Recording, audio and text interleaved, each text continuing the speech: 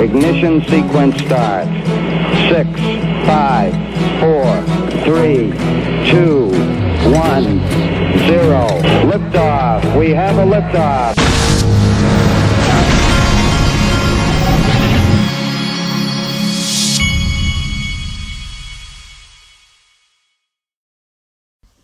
Hey everybody, this is the Digital Asset Investor, and this is day 2 of DAI in exile. I have been suspended and banished from X.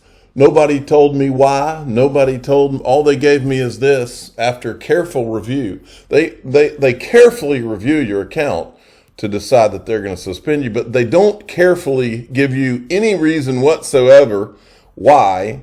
They don't tell you, they don't give you a warning and saying you did this, and if you do that again, you're suspicious. They don't give you a strike or 2 strikes or 3.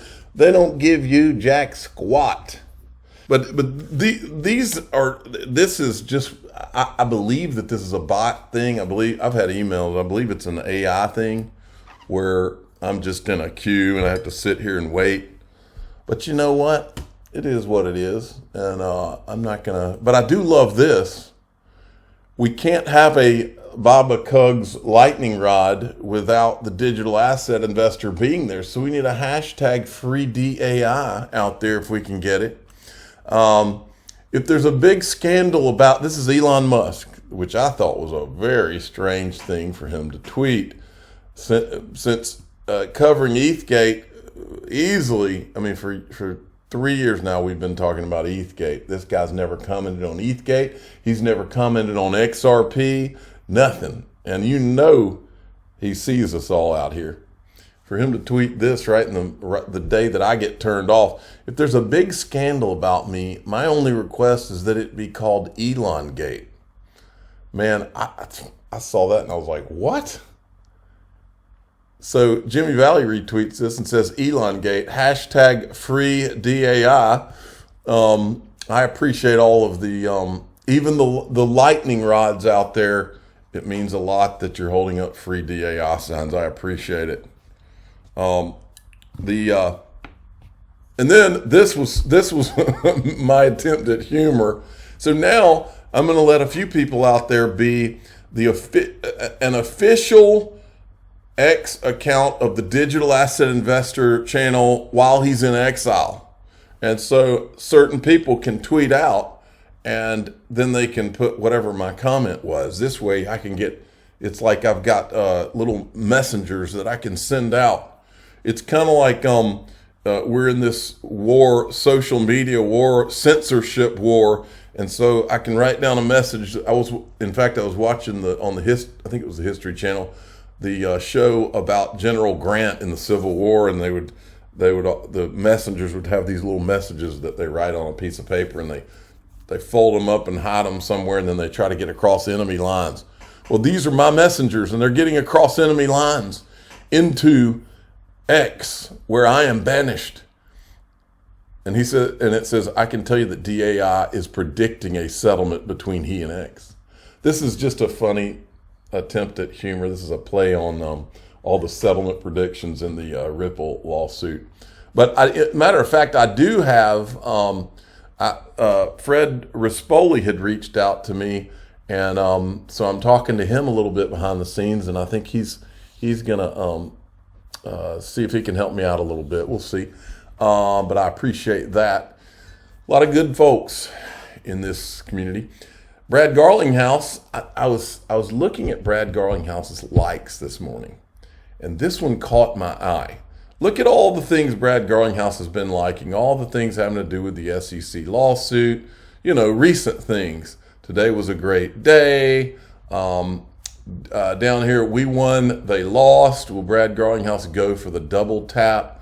He liked that, and he likes this cartoon, XRP is not a security. So all this is recent stuff, except for this like. And this like is from back when the lawsuit just dropped, when Anthony Pompliano said, good morning to everyone except the people who thought they could sell unregistered securities and get away with it. And this guy had said, you had one of them on your pod though. And Pomp had said, I listened to everyone's opinion, but they lost me when they openly became enemies of Bitcoin and the decentralization movement. And Brad Garlinghouse said, I am not an enemy of Bitcoin, never have been. I hold Bitcoin and I'm bullish.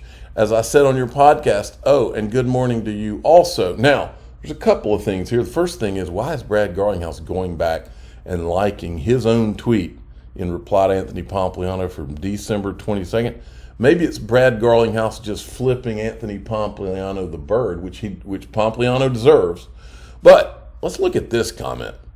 I listened to everyone's opinion, but they lost me when they openly became enemies of the bit. Now remember, folks, these are the same people. Pompliano, all of the people that were Bitcoin Ethereum for the last 5+ years. The Hinmans, where they got Bitcoin Ethereum the free pass. The narrative carriers, the media they had in their pocket, the guys going on and saying that they're shorting XRP. These people were long before Brad Garlinghouse and them responded to it in any way.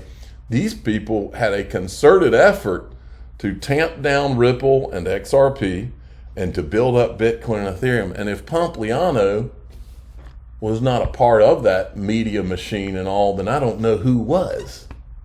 To this day, these guys, remember, this is the same guy who December 2017, I think, or November 2017, he had tweeted out, if you think Bitcoin did something, then you just watch XRP. So he knew. But then after December 2017, it's almost like someone got them all in a room and said, all right, it's time, we're going to bash Ripple and XRP, and we're going to relentlessly do it because they're the competitor and you guys are going to help us. That's what it felt like for the last 5 years. So I have no sympathy for Anthony Pompliano. He's been a tool of somebody for a long time, in my opinion. Check this out. This is Jas Takar from Ripple. Listen to this. How do you feel about answering this in 1 minute? Terrified. This one's going to be a tough one. Hello, my name is Jas Takar, and this is Crypto in a Minute. So what is a blockchain? A blockchain is a distributed, immutable store. What does it store? It stores data such as accounts, wallet addresses, and value, and transfers of value in the form of transactions. That's sort of a general definition. What does distributed and decentralized mean? We often hear that when we talk about blockchains. It means there's no central authority that controls a blockchain, and there's no central authority that provides permission or verifies identity of anyone on the blockchain. It's an immutable store. It's very transparent. It's open. It's public. All of the activity on a blockchain can be seen by all. And so, in terms of what use cases it enables a transfer of value. It enables a transfer of money across borders. It enables real-world assets to be tokenized so we can all own fractions of real estate that we otherwise can't afford. All right. Now, Cowboy Crypto, who is the official cowboy of the Digital Asset Investor channel, looked this guy up, and look what he was.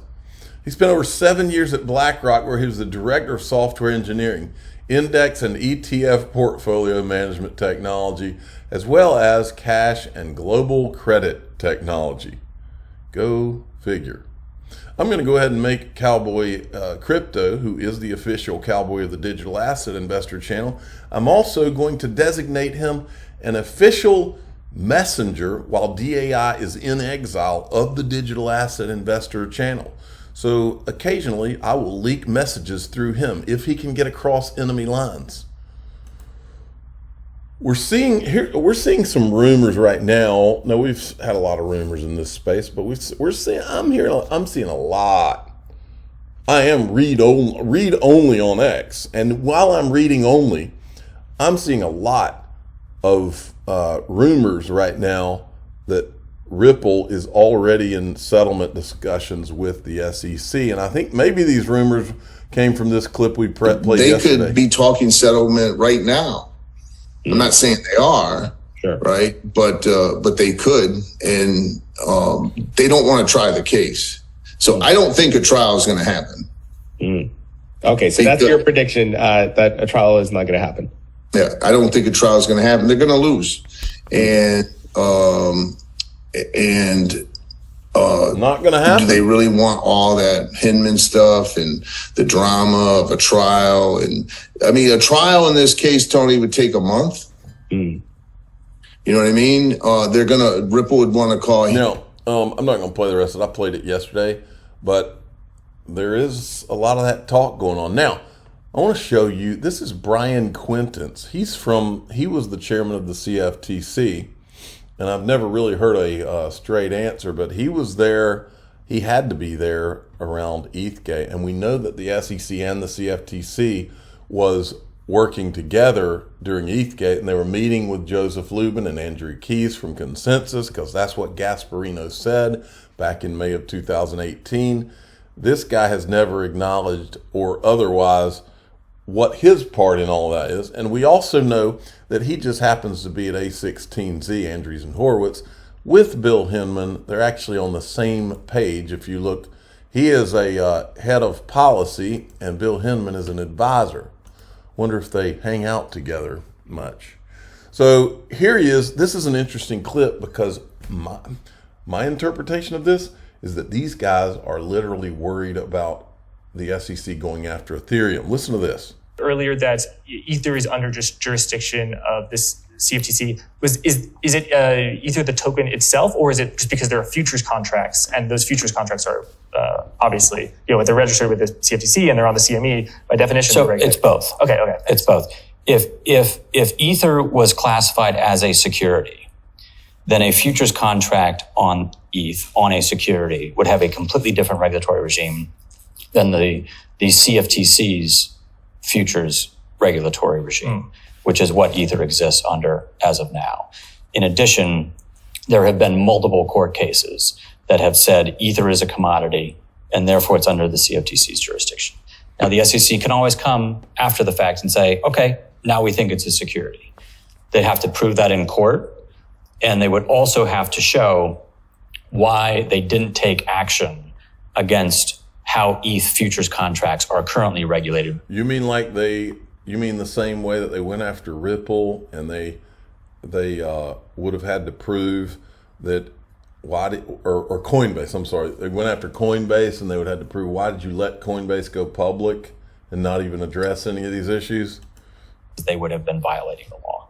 And so, do you just think that for CFTC to be a regulator, there would have to be a futures contract? Because 20,000 cryptocurrencies, maybe there can be a lot regulated futures contracts on a lot of them, but maybe not all of them. To be a market regulator, they would be a market regulator over a derivatives contract on crypto.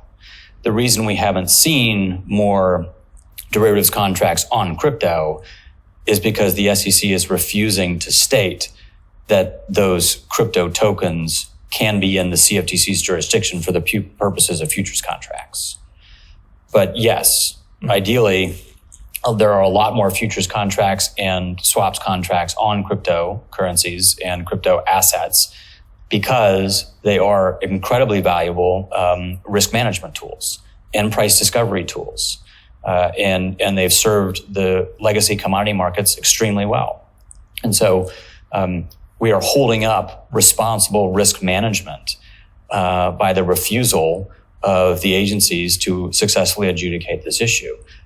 So ideally, Congress will come in and ensure that we know where and how tokens fall along those lines.